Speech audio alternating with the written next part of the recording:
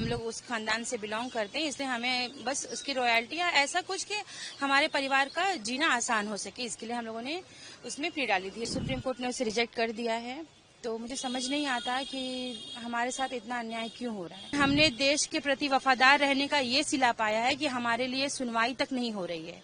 हमारा financial background इतना strong नहीं है कि मैं बार बार कोर्ट जा पाऊँ। वो हमारे रेड फोर्ट के क्लेम के लिए, मतलब क्लेम देखिए वैसे तो मिलने वाला तो है नहीं लाल किला, लेकिन हमारी ऐसी स्थिति है, हम लोग उस खानदान से बिलोंग करते हैं, इसलिए हमें बस उसकी रॉयल्टी या ऐसा कुछ कि हमारे परिवार का जीना आसान हो सके, इसके लिए हम लोगों ने उसमें प्ली डाली थी। लेकिन आज वो रिजेक्ट हो गई। इससे पहले भी हाई कोर्ट में वो 2 बार रिजेक्ट हो चुकी है, तो आज सुप्रीम कोर्ट ने उसे रिजेक्ट कर दिया है।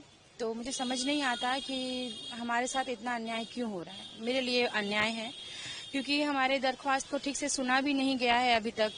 एटलीस्ट वहाँ पे सुन सकते थे कि हमारा सोच क्या है, हम चाहते क्या हैं। इससे पहले भी जैसे बहादुर शाह जफर के बारे में आप सभी जानते हैं, उन्होंने देश के लिए बहुत कुर्बानियां दी हैं। उनके बच्चों को काटा गया है सबके, मतलब उनके आंखों के सामने।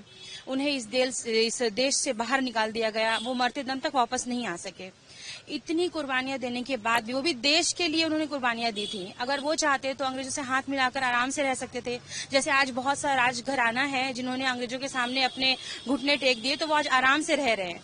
लेकिन हमने देश के प्रति वफादार रहने का ये सिला पाया है कि हमारे लिए सुनवाई तक नहीं हो रही है।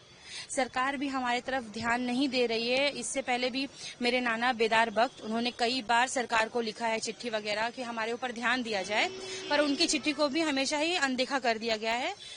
वो अपने लिए न्याय मांगते मांगते इस दुनिया से चले गए। उसके बाद सुल्ताना जी ने भी कई बार हेल्प मांगी है सरकार से, लेकिन हमारे ऊपर कभी ध्यान नहीं दिया गया है।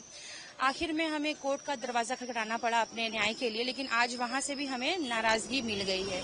अब मुझे ये समझ में नहीं आता है कि हम इस देश में और कहाँ जाए, कहाँ पे न्याय मांगे। अंग्रेजों ने इतने जुल्म किए हमारे ऊपर, इसके बाद अब इस सरकार में भी अगर हमें न्याय नहीं दिया तो हम और कहाँ जाएंगे। मुझे ये बात की समझ नहीं आती है। इसके बाद मैम आप लोगों का नेक्स्ट मूव क्या होगा, क्या स्टेप इसके बाद? देखिए, इसके बाद मेरा नेक्स्ट मूव क्या है, ये तो भी मेरी दिमागी स्थिति ठीक नहीं है, प्लस मेरी नानी सुल्ताना बेगम जी की तबीयत भी बहुत अच्छी नहीं है। तो अभी आगे हम क्या करना चाहते हैं ये तो मुझे ठीक पता नहीं है, लेकिन हमारा फाइनेंशियल बैकग्राउंड इतना स्ट्रांग नहीं है कि मैं बार बार कोर्ट जा पाऊँ। मैं इस सरकार से भी अपील करूंगी कि हमारे परिवार की तरफ प्लीज ध्यान दें, क्योंकि आज भी हमारे भारत में मुगलों के ही बनाए हुए इमारतों से कई लाख करोड़ों में रेवेन्यू आती है। उसके बावजूद भी आज उन्हीं के वंशज जिन्हें पास अपना घर नहीं है, एक झोपड़ी में रहने के लिए मजबूर है। तो ये शर्म की बात है, ये बहुत ही शर्म की बात है।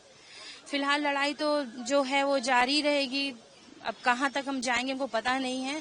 फिर भी हम सरकार से, इस देश के सरकार से, न्यायपालिका से गुजारिश करूंगी कि हमारे लिए कुछ करें, हमारे ऊपर ध्यान दें।